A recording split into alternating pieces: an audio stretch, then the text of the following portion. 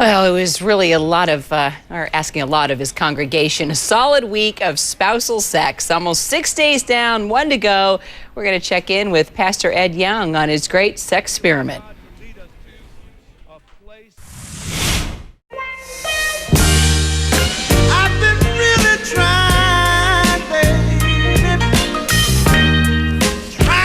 I'll do anything to play that song live here on CNN. Now, a story that we've been following passionately for a week. A Texas pastor who challenged married church members to, get to know each other biblically 7 days in a row. And as you can imagine, it wasn't too hard to convince the congregation. In fact, 12:01. We've already started practicing. Because the Bible said so. That's okay? right. I think it's a great idea, and I think that he has touched on this before, not at this depth, but he's touched on this before and thinks that this is very, very important. All right, so today's day 6. Let's go ahead and check in with Pastor Ed Young and, of course, his beautiful wife, Lisa. They join us live from New York. Great to see you both. Thank you, Kira. Great to see you, too. Well, let's just for a second, just for those that are maybe just tuning in and hadn't heard about this, which I'd be surprised if they had not by now. Pastor Young, tell me why you thought this idea would help your parishioners.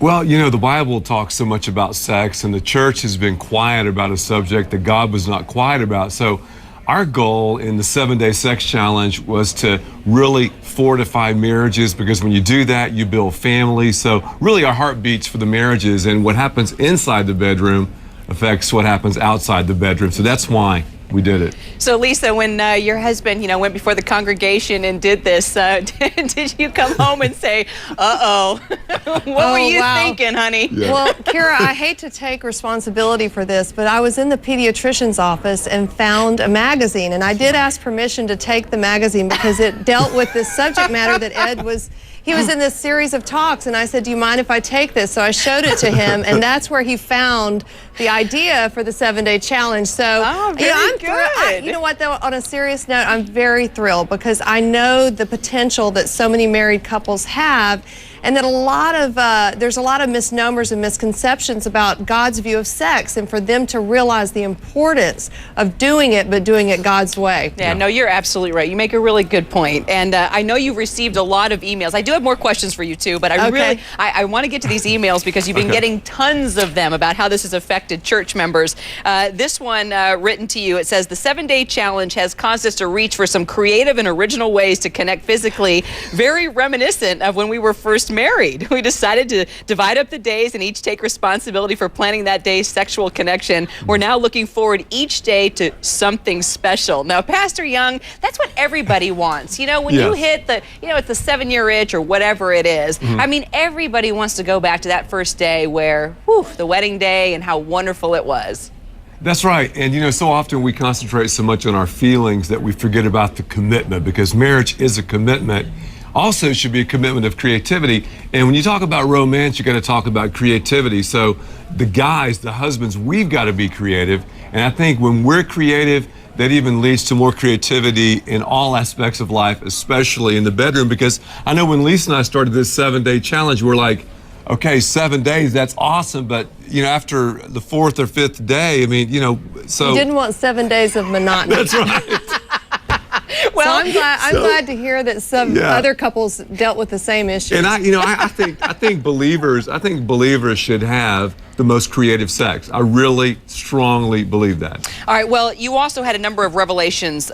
Some pretty heart-wrenching things came forward too. Yes. This email was pretty powerful. One of your members says, just a year ago, I struggled with using pornography instead of the sacred gift that God has given us, my wife and me. For those who can't see sex beyond a physical need, you just don't know what you are missing. Removing my lustful distractions allows me and my wife to worship God in a way in which we never have. And that is one of the temptations, and I'm sure you would say it's the devil that tempts other people to sleep with other people, because things do get monotonous or boring, or they look to other ways to find excitement when, things just seem routine after a number of years.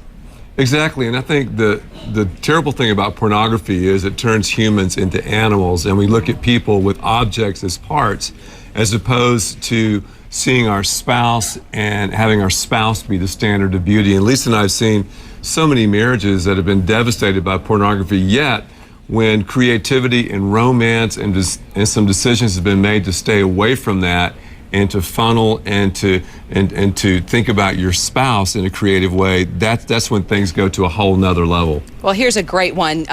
Member says that we were on the brink of divorce, and now we're on our third day of this experiment. Received flowers Monday at work. I'm falling in love with my husband again, and he's honoring and loving me as Christ loves the church. And, you know, Lisa, as females, I think that, you know, we struggle to still be beautiful, especially after having children, and, you know, you don't ever want your man to stray, and that's a big challenge. You know, how does your faith and exercises like this, you know, within the church kind of take it to a different level? Well, no doubt, sex is such a great gift from God, and so we just encourage couples to see it that way. And I know a lot of women struggle with self-image and self-esteem, but God has created each one of us uniquely with our own beauty. And I believe when men love their wives, when husbands love their wives in such a sacrificial way, the women feel that beauty, they feel that love, and their self-esteem is improved by that.